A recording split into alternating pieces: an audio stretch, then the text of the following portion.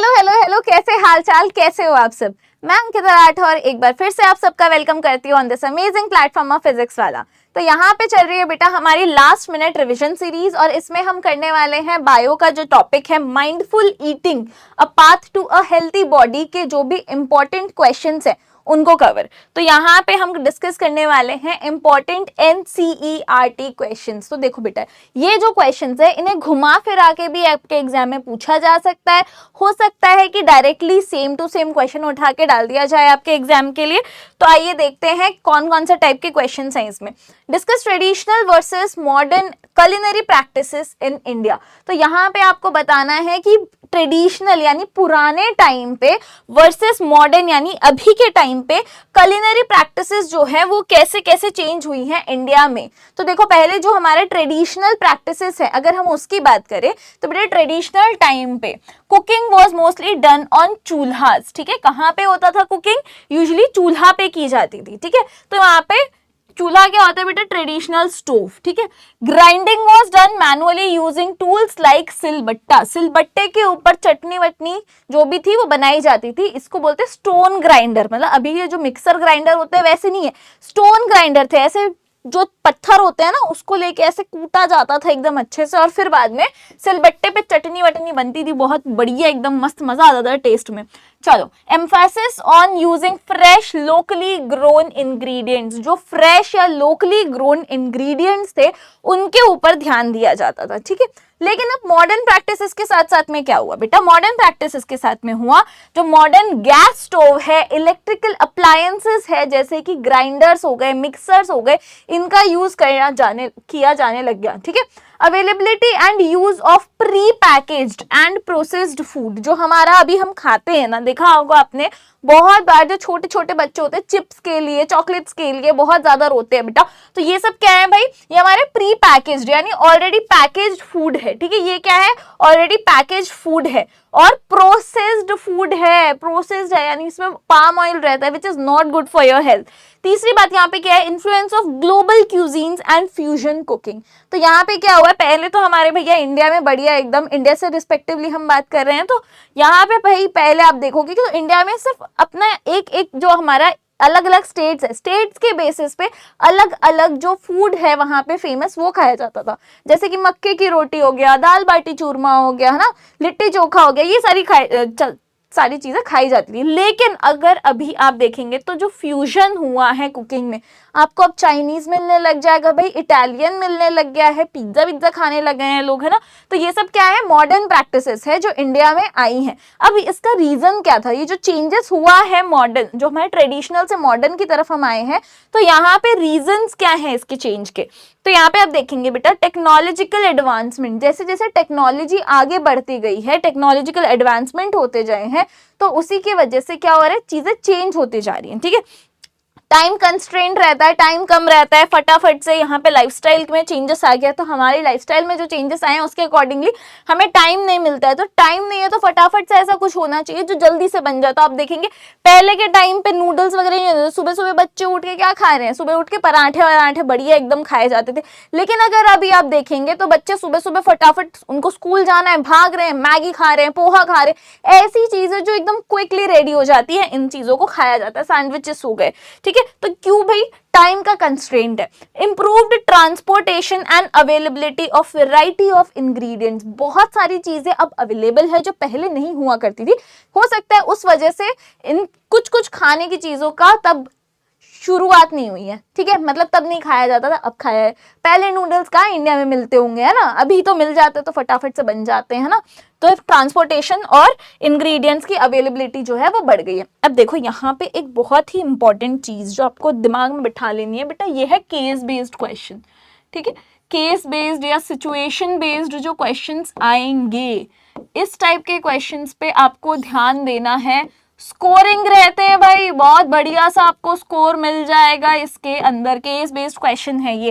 रेशमा जो है उनको ट्रबल हुआ चीजों को डिम लाइट में देखने के लिए। ठीक है, तो वो डॉक्टर के पास गई। डॉक्टर ने उनकी आईसाइट को टेस्ट किया और उनको प्रिस्क्राइब किया एक विटामिन सप्लीमेंट। ठीक है, विटामिन सप्लीमेंट उनको दिया।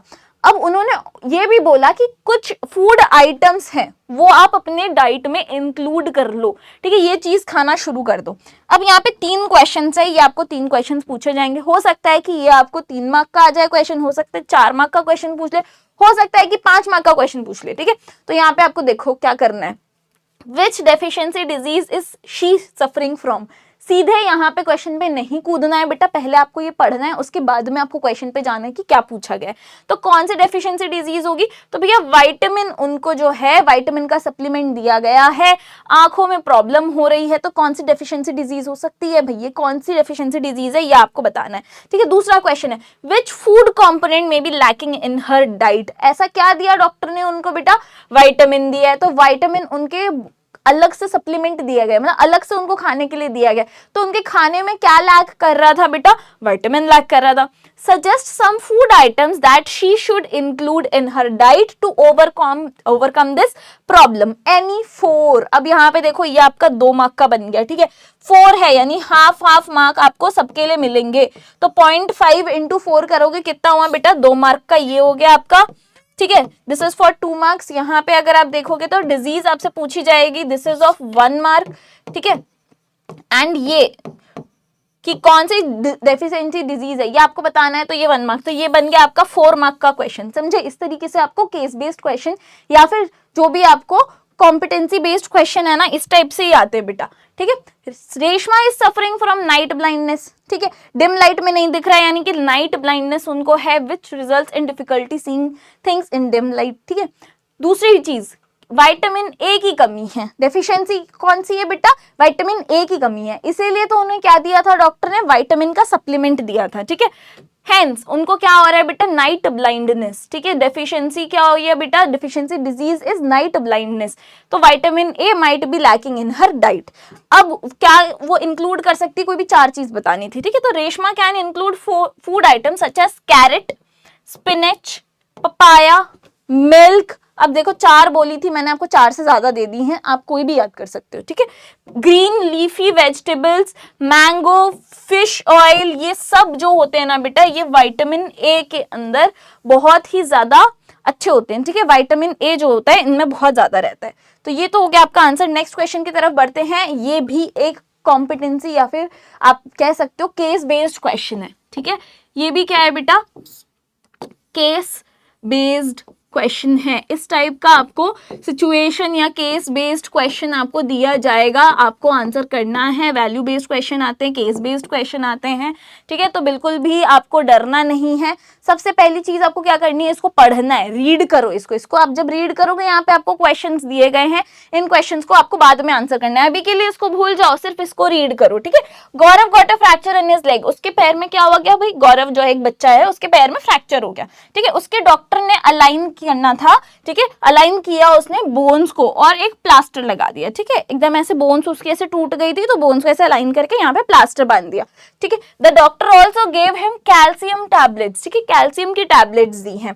ऑन द सेकेंड विजिट, जब वापस से गौरव गए हैं डॉक्टर के पास में, तो डॉक्टर ने उनको विटामिन डी सिरप दिया है और उसके साथ साथ कैल्शियम की टैबलेट्स दे दी, ठीक है। अब आपके टेक्स्ट बुक में फिगर 3.5 में बहुत एक बड़ा सा चार्ट है जिसमें डेफिशिएंसी डिजीजेस किस किस की वजह से हो सकती है, कौन सा विटामिन और कौन सा जो मिनरल है वो इंपॉर्टेंट है, उसके एब्सेंस की वजह से कौन सी डेफिशिएंसी डिजीज हो सकती है और कौन कौन से फूड सोर्सेस है वो भी आपको दिया गया है, ठीक है। उसको आप रेफर कर सकते हो और आपको अब आंसर करना है फॉलोइंग क्वेश्चंस। अब ये आपके एग्जाम में नहीं रहेगा, ये रेफर टू ये वो चीजें ये सब नहीं रहेंगे एग्जाम में, सीधे बोलेगा आंसर द फॉलोइंग क्वेश्चन, ठीक है। पहला क्वेश्चन क्या है जल्दी से देख लेते हैं। Why did the doctor give calcium tablets to Gaurav, क्यों दिया कैल्शियम टैबलेट्स वो आपको बताना है, ठीक है। क्या टूटा था बेटा, हड्डियां टूटी थी उसकी, है ना, बोन्स जो है उसमें फ्रैक्चर आया है। दूसरी चीज, ऑन द सेकेंड विजिट जब किया उन्होंने, तो डॉक्टर ने उनको विटामिन डी सिरप क्यों दिया कैल्शियम टैबलेट्स के साथ में, ये पूछ रहे हैं, ठीक है। तीसरी चीज, what question arises in your mind about the choices made by the doctor in giving the medicine, ठीक है। आपके दिमाग में क्या क्वेश्चन आता है जब डॉक्टर ने दवाइयां दी हैं उससे रिलेटेड। चलो अब देख लेते हैं आंसर क्या है बेटा। तो यहाँ पे देखो, सबसे पहली बात, doctor give calcium tablets to Gaurav. क्यों बेटा? कैल्शियम जो होता है क्रूशियल रोल प्ले करता है in bone health and healing. ठीक है, तो यहाँ पे हड्डी टूटी थी, फ्रैक्चर था, प्लास्टर लगा हुआ था, तो अब क्या बोल रहा है बेटा? बोन हेल्थ और हीलिंग के लिए क्या चाहिए? कैल्शियम चाहिए, इसीलिए कैल्शियम की दवाई दी गई थी। When a bone is fractured calcium is essential for the process of bone healing. ठीक है, इसीलिए उनको कैल्शियम दे दी। दूसरी चीज जो हमसे पूछी गई थी कि विटामिन डी सिरप क्यों दिया, तो देखो इन्होंने अब विटामिन डी सिरप दिया है क्योंकि कैल्शियम टैबलेट्स जो हैं उनके साथ क्यों दिया है? कैल्शियम टैबलेट्स जो हैं वो तभी अब्सॉर्ब कर पाएगा कैल्शियम, उसकी बॉडी, जो गौरव की बॉडी है वो कैल्शियम तभी अब्सॉर्ब कर पाएंगे जब विटामिन डी जो है ना, विटामिन डी जो है वो हेल्प करता है अब्जॉर्प्शन में, यानी कि कैल्शियम जो है उसको अब्सॉर्ब कर लेता है बॉडी के अंदर। इसमें हेल्प कौन कर रहा है बेटा? Vitamin D. तो जब विटामिन डी लेंगे तो कैल्शियम का अब्जॉर्प्शन अच्छे से हो रहा है बॉडी में। ठीक है, तो इसीलिए क्या बोल रहे हैं कि डॉक्टर ने विटामिन डी का सिरप दिया है कैल्शियम टैबलेट्स के साथ में गौरव को।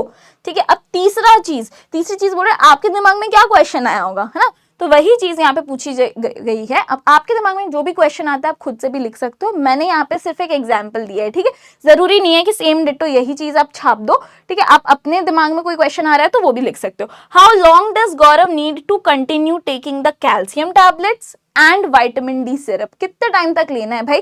कैल्शियम की टैबलेट्स दे दी, दूसरी बार हम गए तो विटामिन डी की सिरप भी दे दिया आपने, अब ये कितने टाइम तक लेनी है वो आपको बताओ भाई, है ना? ये चीज आपके दिमाग में आ सकती है।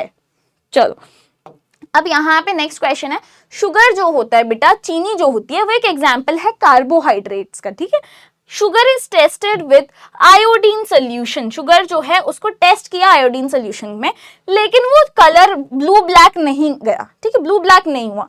क्या रीजन हो सकता है इसका? तो आपने देखा होगा बेटा, स्टार्च जो है बेटा, स्टार्च जो है ये भी एक क्या है? कार्बोहाइड्रेट है। Starch is also an carbohydrate. ठीक है, लेकिन ये जो कार्बोहाइड्रेट है यानी कि स्टार्च जो है ये ब्लू ब्लैक प्रेजेंस दिखाता है ना? स्टार्च जो है वो क्या करता है? ब्लू ब्लैक प्रेजेंस दिखाता है आयोडीन के साथ में। लेकिन अब यहाँ पे बोल रहा है कि ये जो स्टार्च है ये कार्बोहाइड्रेट है, शुगर भी कार्बोहाइड्रेट है, तो शुगर क्यों नहीं दिखा रहा है वो आपको बताना है। तो यहाँ पे देखो, the reason why sugar does not change to a blue black colour when tested with iodine solution is because, तो यहाँ तक वही सेम स्टेटमेंट आपने लिख दिया, अब आप लिख रहे हो क्योंकि। ठीक है, आयोडीन सोल्यूशन रिएक्ट करता है स्पेसिफिकली विद स्टार्च। ठीक है, उसने यहाँ पे क्या किया था बेटा? स्टार्च के साथ में उसने प्रेजेंस शो किया था, तो वही चीज बोल रहा है कि वो स्टार्च के साथ में प्रेजेंस दिखाता है आयोडीन। हमने क्या किया है यहाँ पे? शुगर के साथ दिखाया, तो शुगर के साथ करेगा? नहीं करेगा। Not with simple sugars, starch के साथ करता है, सिंपल शुगर्स के साथ नहीं करता। स्टार्च के साथ करेगा, सिंपल शुगर के साथ नहीं करेगा। ठीक है, iodine solution is used to test for the presence of starch in a substance. ठीक है, आयोडीन जो होता है वो क्यों यूज किया जाता है? स्टार्च का प्रेजेंस देखने के लिए। ठीक है, कार्बोहाइड्रेट्स में जो हमारे सिंपल शुगर आते हैं उसके लिए नहीं। तो जब आयोडीन कॉन्टैक्ट में आ रहा है स्टार्च के साथ तो वो ब्लू ब्लैक कॉम्प्लेक्स बनाता है, लेकिन जब वो शुगर के साथ में आता है तो वो नहीं बनाएगा। There will be no colour change observed because sugars do not produce the blue black coloration that starch does। ठीक है, चलो नेक्स्ट क्वेश्चन है, मिलेट्स को क्यों कंसिडर किया जाता है एक हेल्दी चॉइस ऑफ फूड, है ना? मिलेट्स जो होते हैं, मिलेट्स काफी न्यूट्रिशियस होते हैं बेटा, काफी ज्यादा ये क्या होते हैं? न्यूट्रिशियस होते हैं, इजी टू ग्रो होते हैं। लेकिन इसको क्या बोल रहे हैं भाई? मिलेट्स जो हैं they are easy to grow. ठीक है, एंड इसको बोलते हैं न्यूट्री सीरियल्स। ठीक है, इसको क्या बोलते हैं? न्यूट्री सीरियल्स भी बोलते हैं क्योंकि दे आर हाईली न्यूट्रिशियस। ठीक है, दे आर हाईली न्यूट्रिशियस। तो वही चीज यहाँ पे बोल रहे हैं कि can eating just millet suffice for the nutritional requirements of the body? क्या अगर हम सिर्फ मिलेट्स खाएंगे तो क्या वो हमारी बॉडी के जितने भी न्यूट्रिएंट रिक्वायरमेंट्स है उसको फुलफिल कर देगा? तो यहाँ पे ये रहा बेटा आपका आंसर, मिलेट्स जो होती है हेल्थी चॉइस होती है क्योंकि उसमें बहुत सारे हेल्थ बेनिफिट्स होते हैं, ठीक है, बहुत सारे हेल्थ बेनिफिट्स होते हैं। मिलेट्स में क्या क्या आ गया बेटा, रागी आ गया, ज्वार आ गया, है ना, ये सारी चीजें आपके मिलेट्स के अंदर आ जाती है, बाजरा हो गया, है ना। They are good source of vitamins, minerals like iron, calcium, और इसीलिए उसमें क्या होता है, और साथ साथ में उसमें डाइटरी फाइबर्स भी होते हैं, मतलब जो आपके डाइजेशन में भी हेल्प कर रहा है, ठीक है। That is the reason they are also called nutri cereals, ठीक है, अभी हमने यही बात की थी, they are highly nutritious, they are also called nutri serials.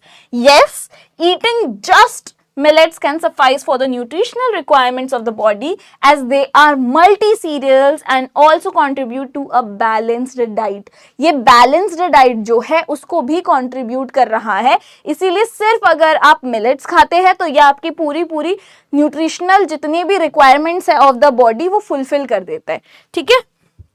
चलो नेक्स्ट क्वेश्चन है, अगर आपको एक सैंपल ऑफ सोल्यूशन दे दिया, ठीक है, आपको एक सैंपल दे दिया, एक सोल्यूशन दे दिया, आप कैसे चेक करेंगे इसकी possibility for it being an iodine solution, ठीक है। मैंने मान लो एक सोल्यूशन दे दिया और मैंने बोला कि अब चेक करके बताओ कि आयोडीन सोल्यूशन है क्या, तो अब कैसे चेक करोगे वो आपसे पूछा जा रहा है, ठीक है। अब देखो यहाँ पे है ना दो टाइप के क्वेश्चन है, आपको घुमा के पूछा गया, पहले आपसे पूछा गया था शुगर है, आयोडीन है, आपने चेक किया, यहाँ पे कलर का प्रेजेंस जो है वो शो नहीं किया, क्यों नहीं किया भाई, यहाँ पे ब्लू ब्लैक कलर क्यों नहीं दिखाया, दो वो एक कार्बोहाइड्रेट है, तो ये चीज आपको घुमा के पूछी जा सकती है। दूसरी चीज यहाँ पे क्या बोल रहा है बेटा, यहाँ पे बोल रहा है कि मैंने आपको एक सोल्यूशन दे दिया, अब आपको पता करना है कि क्या ये एक आयोडीन सोल्यूशन है या नहीं, तो कैसे करोगे, तो अभी हमने पढ़ा था कि भैया शुगर के साथ में कुछ भी नहीं दिखाएगा, ये स्टार्च के साथ में प्रेजेंस दिखाता है, ठीक है।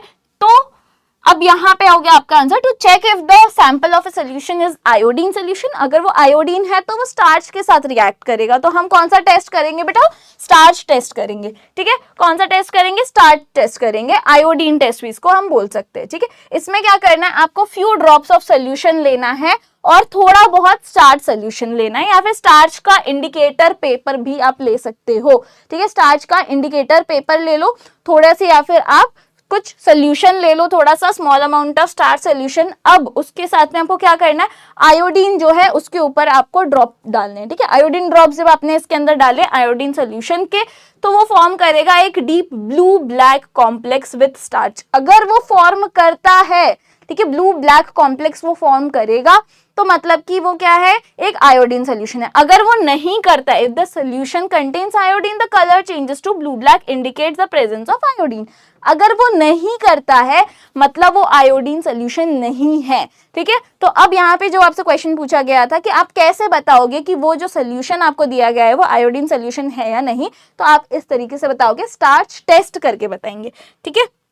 तो यहां तक तो हो गए हमारे सारे के सारे क्वेश्चंस।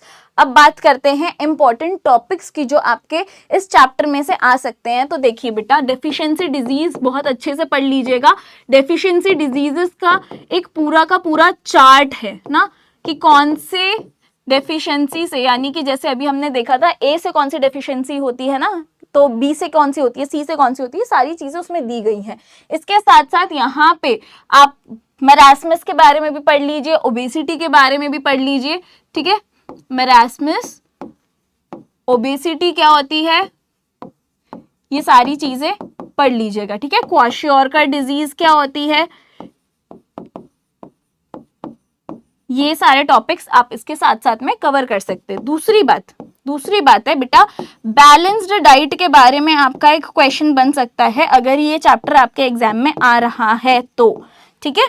अगर आपके एग्जाम में ये चैप्टर आएगा तो बैलेंस्ड डाइट से आपको एक क्वेश्चन बन सकता है। आई होप यहां तक समझ।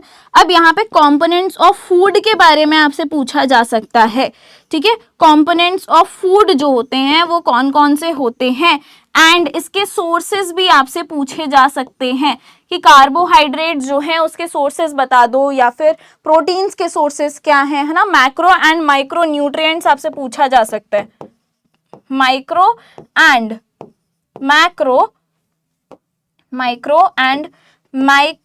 मैक्रो न्यूट्रिएंट्स, ठीक है। तो माइक्रो न्यूट्रिएंट्स क्या होते हैं बेटा, माइक्रो होते हैं जो कम अमाउंट में चाहिए, मैक्रो क्या होते हैं जो ज्यादा अमाउंट में चाहिए, ठीक है। तो यहाँ पे ये भी आपसे इस तरीके से भी आपसे पूछा जा सकता है।